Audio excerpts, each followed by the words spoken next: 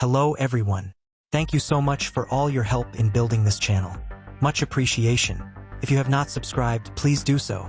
I need all the help I can get. Much appreciation. Why is China building roads in Kenya?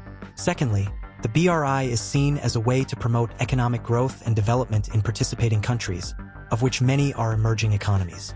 By investing in the infrastructure and other projects, China hopes to spur economic activity and create new markets for Chinese goods and services. The People's Republic of China's President Xi Jinping first announced what was originally called the One Belt, One Road initiative in 2013 during official visits to Kazakhstan and Indonesia. It consisted of two elements: the Overland Silk Road. His plan sought to create a vast network extending to the west, south, and southeastern regions of Asia.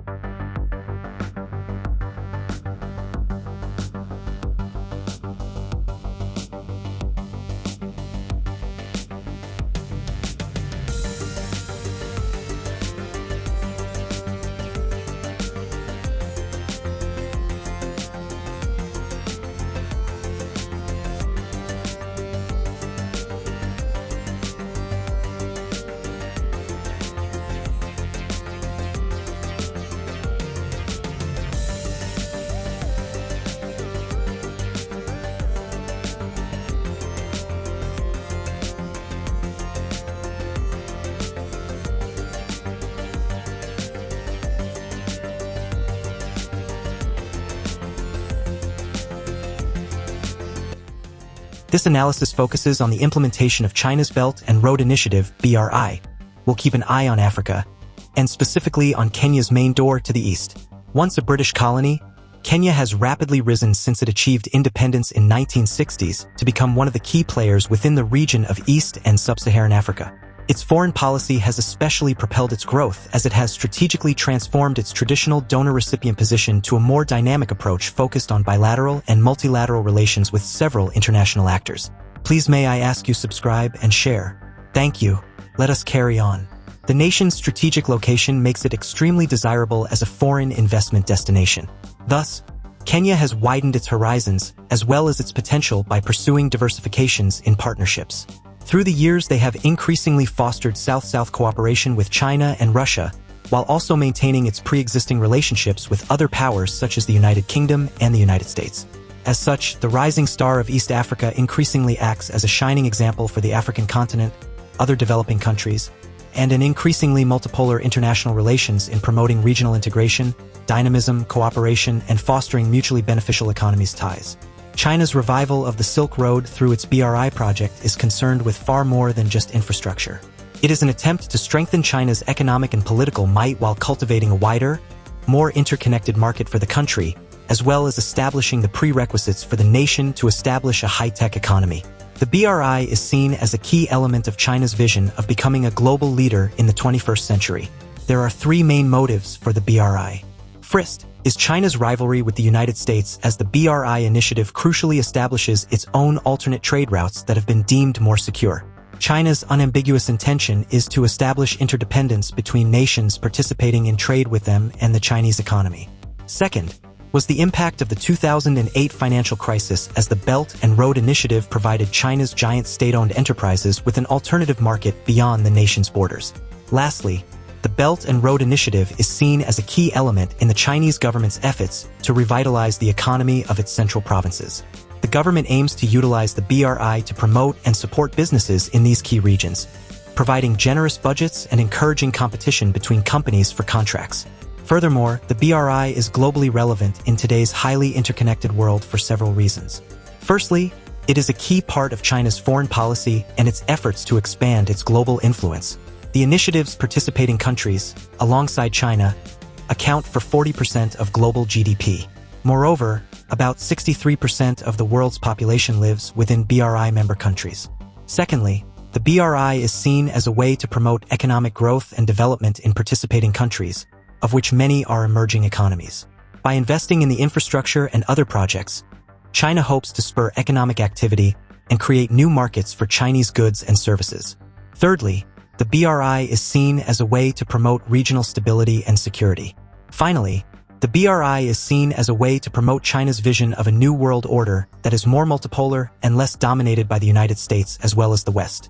As of 2023, the initiative has been joined by over 140 countries and international organizations that have signed a Memorandum of Understanding or Cooperation Agreement with China. They span across Asia, Africa, Europe, Latin America, and the Middle East. There are 44 members from the Sub-Saharan Africa, 34 from Europe and Central Asia, 25 from East Asia, and the Pacific, 22 from Latin America and the Caribbean, 19 from the Middle East and North Africa, and 6 from South Asia. Some notable countries have joined the initiative, including Pakistan, Russia, and Indonesia. Membership is pronouncedly biased towards the Global South. But then again, there is nothing new there. The treatment of the Global South has always been rather subdued. The countries not participating from BRI are most likely to be in Europe, North America, Latin America, and the Caribbean. This could be attributed to them having the largest shares of collective defense agreements with the United States. In addition, these nations are characteristically the most democratic, politically stable, and economically developed. It is significant to note that about 50% of the countries that have signed cooperation agreements to participate in the Belt and Road are located in Sub-Saharan Africa. These nations have the fewest collective with the United States and have been traditionally categorized by researchers as the least democratic, the least politically stable, and the least economically developed. The bilateral relationship between Kenya and China has existed for more than 2 millennia, specifically in the context of the Maritime Silk Road. The modern chapter of Chinese relations began under President Jomo Kenyatta's administration from 1963 to 1978. Kenyatta's approach was focused on no interference and decolonization of Africa. Of China's many partners in Africa, Kenya has experienced especially revolutionized infrastructure development. This marks a significant departure from skepticism of traditional narratives concerning Africa. China has positioned itself as supportive ally, invested in utilizing Africa's abundant services and future market potential. There is no doubt, Kenya has played a pivotal role in advancing modern transport with notable achievements such as the Mombasa-Nairobi Railway flagship project that is in alignment with Kenya's 2030 vision. China's investments have increased railways, roads, ports, dams, industries, digital connectivity, and airports, all of which have a significant positive impact on the region's economic growth, job creation, and cultural exchange. Kenya's dedication in fostering free trade, open economies, and collaboration with China under the BRI promotes free trade and globalization, trends like protectionism and isolationism that have recently risen in many regions of the global north. Kenya's partnership with China has also extended to agricultural sector, recognizing its pivotal role in bringing economic growth and ensuring food security as 65 to 70% of labor force is employed in agriculture, making it a key focus for development. So far, there have been no reports on China's participation in land grabbing as the Chinese have extended their presence in this sector.